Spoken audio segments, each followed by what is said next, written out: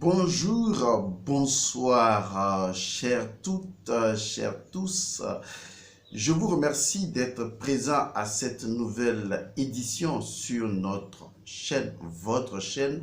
C'est toujours un réel plaisir de vous savoir avec nous et également pour nous un réel plaisir de partager les connaissances métaphysiques, hermétiques, ce que vous voulez, avec vous. Nous faisons beaucoup dans la théodicée, on en parlera. Nous faisons beaucoup dans dans le cosmothéisme, on en parlera également. Toujours est-il que cette chaîne vous fournira encore et encore de la connaissance, de la matière, de l'éducation spirituelle pour que vous deveniez la meilleure version de vous-même. El Mancio Godson, je suis et je vous salue. Je vous remercie d'être les fidèles auditeurs pour ceux qui écoutent les audios, téléspectateurs pour ceux qui suivent cette chaîne TV. Je vous remercie de nous soutenir également selon vos capacités, selon ce que vous pouvez faire et surtout de nous soutenir par vos conseils, vos appréciations, vos commentaires. C'est vrai que nous avons couper les commentaires pour le moment, on les réactivera. C'est juste pour éviter que des freliqueux spirituels ne se permettent de vilipender les enseignements en se faisant passer pour El Mancio Godson et en vous dupant. Pour le moment, je vous ai déjà donné un numéro de référence que je considère pratiquement universel. C'est le plus 228 99 99 93 93. Je fais cette vidéo, cette courte vidéo, pour vous annoncer un certain nombre de thématiques que nous allons aborder dès l'entrée en 2021. Parce que vous savez, notre spiritualité, elle est fondamentalement africaine. Elle se démarque de la mystification et elle se fonde essentiellement sur la science et la sagesse. Et par conséquent, nous ne ménageons aucun effort pour vous donner la connaissance de la façon la plus pragmatique possible. C'est pour cette raison que nous avons fait une liste de thématiques que nous aborderons, de thématiques profondément scientifiques, profondément mathématiques. Je vais appeler cela de la métaphysique mathématique, qui vous permettront justement de vous faire une idée concrète de ce que l'Afrique apporte au monde, de ce que la science africaine apporte au monde aujourd'hui et dans un avenir futur. Alors, lorsque nous allons entrer dans l'année 2021, nous allons, disons, faire beaucoup de mathématiques. C'est vrai qu'à la base, je ne suis pas mathématicien. Je suis fondamentalement littéraire de mes études de base. Je suis également consultant en développement personnel, en stratégie de développement. Mon métier de base, c'est expert consultant en maritime. Et donc, j'ai fait ma maîtrise en cette science-là. J'ai travaillé beaucoup de temps dans le domaine portuaire. Et je continue toujours d'aider autant que faire se peut. Toutefois, je me dédie totalement au développement personnel et surtout également au développement spirituel, sans lequel le développement personnel ne peut avoir aucune garantie d'efficacité. Et donc, il ne s'agira pas de rentrer dans les mathématiques pures et dures, mais il s'agira de vous démontrer que l'Afrique antique ou l'Égypte antique est le fondement des sciences mathématiques. Deuxièmement, il s'agira de vous démontrer qu'il n'y a aucune différence entre la mathématique ou les mathématiques, je vais dire plutôt les mathématiques, avec la logique spirituelle. C'est d'ailleurs la raison pour laquelle plusieurs métaphysiciens qui sont devenus des philosophes par la suite ont proposé sur le chemin de la connaissance de soi, ont proposé en premier lieu l'étude des mathématiques. Parce que souvent, on ne se rend pas compte que les mathématiques sont la frontière entre le monde transcendant et le monde considéré réel ou factuel. Parce que la mathématique a une double fonction, c'est de pouvoir convertir les données vibratoires en éléments tangibles de l'œil de Russe. Parce que l'œil de Russe, en fait, quand on dit œil de Russe en égyptien, l'un des noms qui désigne justement l'œil de Russe, c'est le calcul. Vous voyez, parce qu'avec l'œil, on calcule la distance, on calcule le rapprochement, on calcule les événements, comme dans un jeu d'échecs par exemple. Donc, l'œil a la fonction de calcul. C'est d'ailleurs pourquoi, quand vous allez voir l'œil de Russe, vous verrez les fractions de l'œil de Russe, ce qui montre déjà que les Égyptiens avaient compris que l'œil possède une dimension mathématique. Et donc, l'œil spirituel est également le symbole des mathématiques. Il faut le comprendre comme ça. L'œil de Russe est le symbole des mathématiques. Donc, si vous voulez connecter votre dimension dite matérielle à la dimension dite transcendante, vous êtes obligé de comprendre la symbolique cachée derrière les mathématiques, ce que j'appelle la logique spirituelle cachée derrière les mathématiques. Parce qu'on ne devient pas mathématicien du jour au lendemain, on mène des raisonnements, c'est vrai, qui sont appelés des raisonnements mathématiques, on mène des logiques qui sont appelées des logiques mathématiques, mais en réalité, les équations mathématiques, les formules mathématiques, les logiques et les raisonnements mathématiques procède véritablement d'une dimension au-delà du monde physique, au-delà du monde sensible. Et c'est cette frontière que notre monde cherche toujours à passer. Et justement, il faudrait accompagner la chose en montrant que dans la réalité de la connaissance de l'Égypte antique, les Égyptiens savaient déjà que l'œil de Russe synthétisait la totalité des mathématiques, des sciences mathématiques, et l'Égypte antique est le fondement des mathématiques et certains nombres ont été utilisés et il serait erroné de les attribuer à des post-auteurs qui en fait se sont appropriés de façon illégale et illégitime de ces connaissances égyptiennes en ignorant bien sûr des gens comme Imhotep qui en fait avaient apporté énormément à la science de l'Égypte antique, les gens comme Djéouti qui en ont apporté énormément à la science de l'Afrique antique. Et aujourd'hui, ces personnes semblent être oubliées au profit d'un certain nombre de personnes qui ont hérité de la Grèce et d'autres civilisations et qui se font passer pour étant les fondateurs d'un certain nombre de choses qui en réalité ne leur appartiennent pas.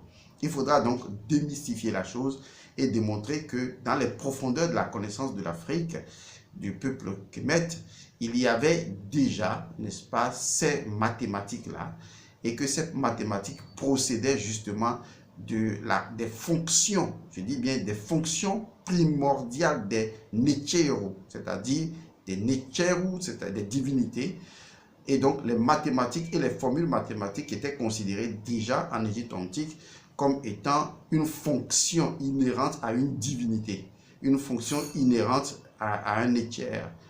Et vous allez voir que en fait, il ne s'agit que de ça. Donc, j'ai fait un peu comme un petit répertoire d'un certain nombre de choses mathématiques. Je vais l'appeler comme ça. Comme je vous l'ai dit, je ne suis pas mathématicien à la base, mais en tant que métaphysicien, spiritualiste, un hermétiste, ce que vous voulez, il est possible pour moi de comprendre la logique mathématique et de vous exposer à travers un certain nombre de formules mathématiques la connaissance intrinsèque qui transcende même cette formule mathématique et qui peut convertir les vibrations en éléments, disons, numériques, d'accord, en éléments équationnels, en formules équationnelles, capables donc d'interagir avec le monde. Et vous verrez que Dieu, en fait, je ne vais pas le dire pour le moment, Dieu ou les divinités, en fait, ne possèdent que des fonctions mathématiques. D'accord? C'est vrai, je vous le dire, les divinités ne possèdent que des fonctions mathématiques. Quand vous prenez Atum, Atum possède une fonction mathématique. Quand vous prenez Shu, Tefnut, Osiris, Isis, Nut, Geb, Pelmel, eh bien, chaque divinité possède une fonction mathématique. Et donc, l'expression ou le fait de mettre en exergue cette fonction mathématique est un élément, est un exercice que nous allons faire. C'est ce que je me permets d'appeler le décodage de ces divinités-là, puisque moi je fais dans une forme de métaphysique égyptienne qui est différente de l'égyptologie telle que connue, afin que chacun puisse comprendre que la science a toujours été au cœur de la spiritualité africaine et qu'il est impossible de dissocier la science et la sagesse. D'accord? Dans la maths, il y avait déjà cette connaissance scientifique primordiale que nos ancêtres enseignaient déjà. Ok? Alors, on va pas discourir trop autour du sujet. Il y a donc certaines thématiques que je me suis permis de vous proposer sans demander votre avis. Également, vous pourriez nous proposer des thématiques si cela vous intéresse. Nous les aborderons selon notre connaissance. Si nous en savons vraiment quelque chose, nous en parlerons et nous pourrons vous aider à mieux comprendre. Alors, première chose que nous allons faire, quand nous allons entrer dans l'année 2021, il s'agira de faire, premièrement, la métaphysique de pi. Pi égale 3,14 poussières. Et donc, il nous faut faire sa métaphysique. Vous savez que pi a été toujours considéré comme étant un nombre irrationnel, mais également comme étant un nombre transcendant. Et aujourd'hui, les gens ne comprennent pas l'origine même du nombre pi. Parce qu'il faut comprendre l'origine de la chose. Et l'origine est naturellement égyptienne, quoi que les gens en disent et que les gens en diront. Il ne s'agit pas d'une constante d'Archimède, non. C'est vrai que, bon, Archimède peut être celui qui l'a exposé. Mais l'origine même de pi, on peut dire pi parce qu'on peut l'attribuer à cette lettre de l'alphabet grec, notamment, je crois, la 16e lettre de l'alphabet grec. Ça ne veut pas dire que ce sont les Grecs qui ont découvert pi. Pi, qui est donc maladroitement, je dis bien maladroitement appelée la constante d'Archimède, il nous faut faire sa métaphysique et remettre les pendules à l'heure et démontrer que depuis l'Égypte antique, eh bien, les gens savaient déjà ce que c'était pi et l'ont utilisé même dans les constructions des pyramides, dans la réalisation d'un certain nombre d'architectures purement égyptiennes. La métaphysique remonte au-delà même de ce que pi peut apporter dans la constructivité physique.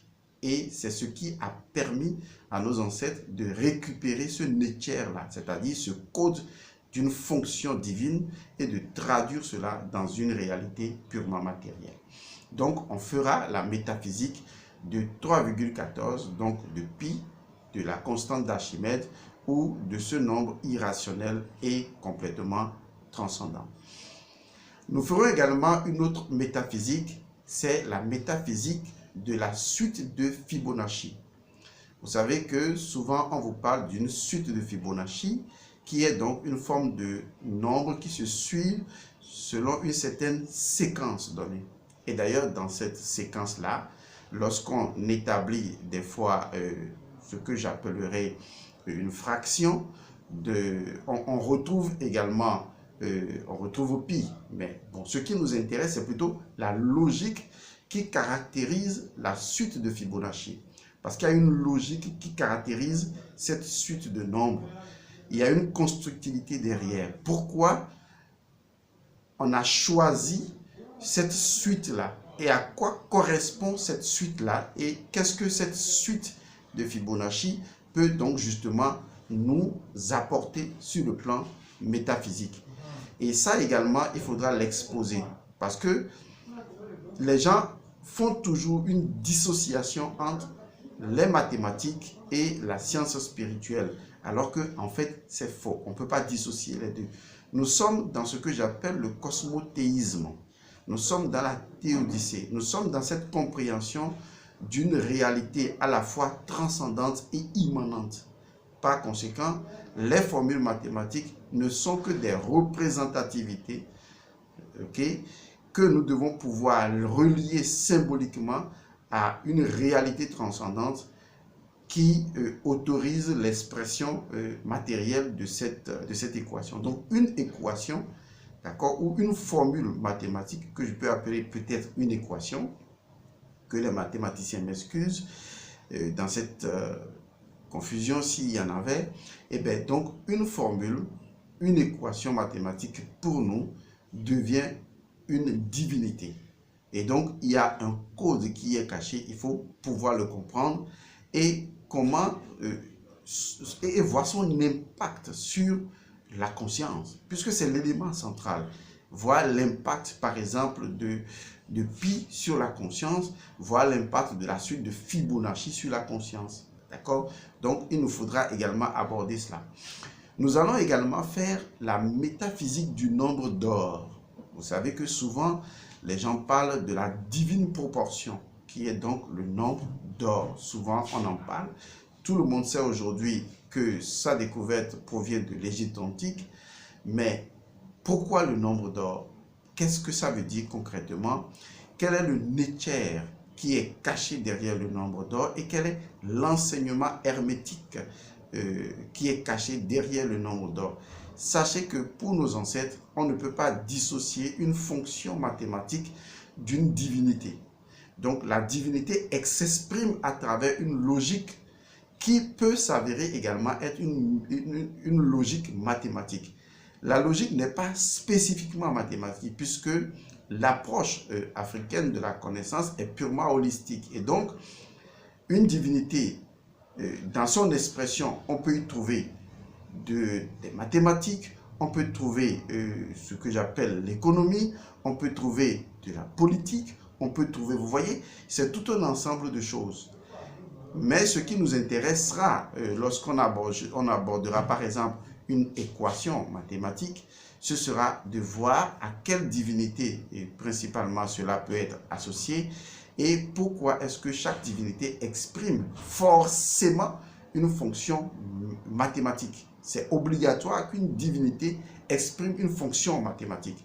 Si elle n'exprime pas une fonction mathématique, son agir dans le monde dimensionnellement physique serait impossible puisque les vibrations ne s'expriment que suivant les nombres. Et donc, chaque divinité possède une fonction qui lui est propre, capable d'influencer la matière via la créativité. C'est ça l'élément important et je crois que vous êtes en train de me comprendre. Donc, on abordera sur ma liste, j'ai fait toute une liste, sur ma liste, on parlera justement du nombre d'or.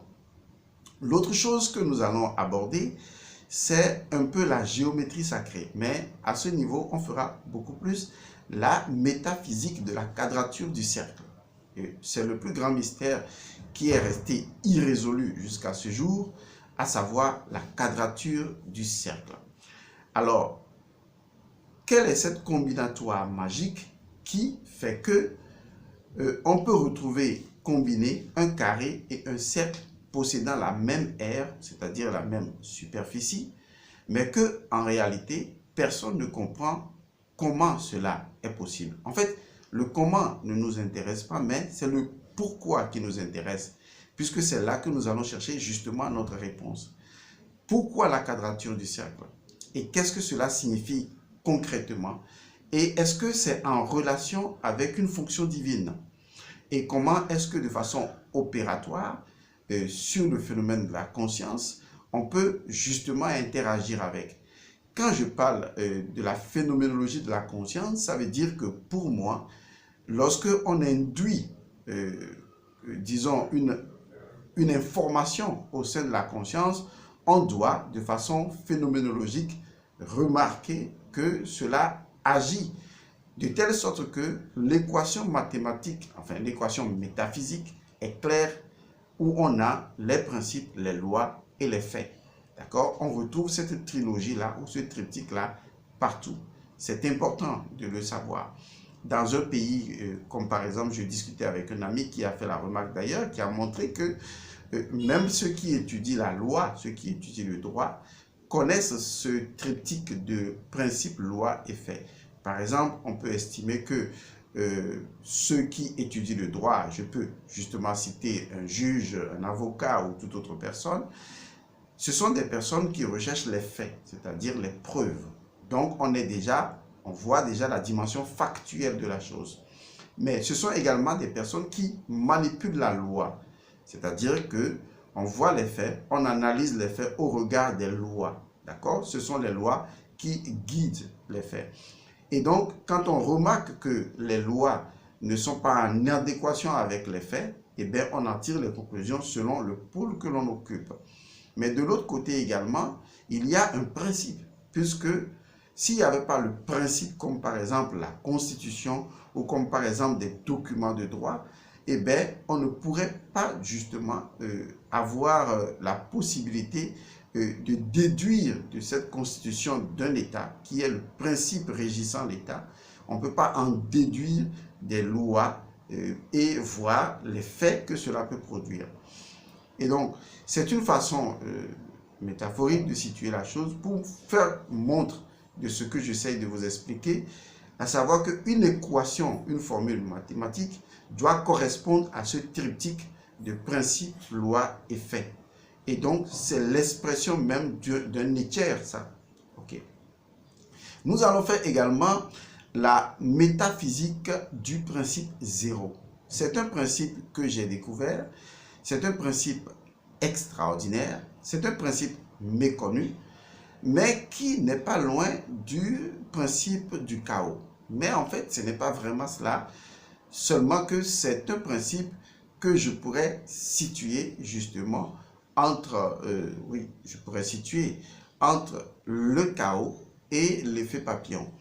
Mais pour moi, je l'appelle le principe zéro, puisque déjà dans la métaphysique de Pi, nous verrons justement une portion du principe du chaos associée donc à la fonction dynamique ou au système dynamique de l'univers que représente justement l'effet papillon. On en parlera dans la métaphysique de 3,14 du nombre pi, de ce équerre pi là.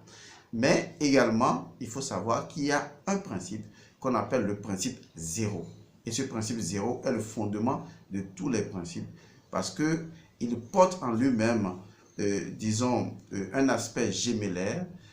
Il porte en lui-même un principe gémellaire qui constitue le soubassement même du binaire et le soubassement même de toute création dans notre univers terrestre matériellement parlant. Et donc, nous ferons sa métaphysique.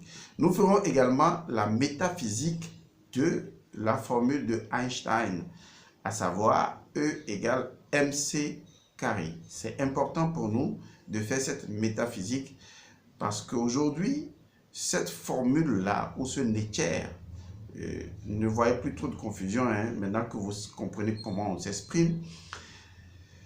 Et donc, cette formule-là a servi à créer beaucoup de choses. Et c'est extraordinaire. C'est très important de comprendre jusqu'à quel point les gens sont arrivés à créer cela. Donc, aujourd'hui, la formule E égale mc carré,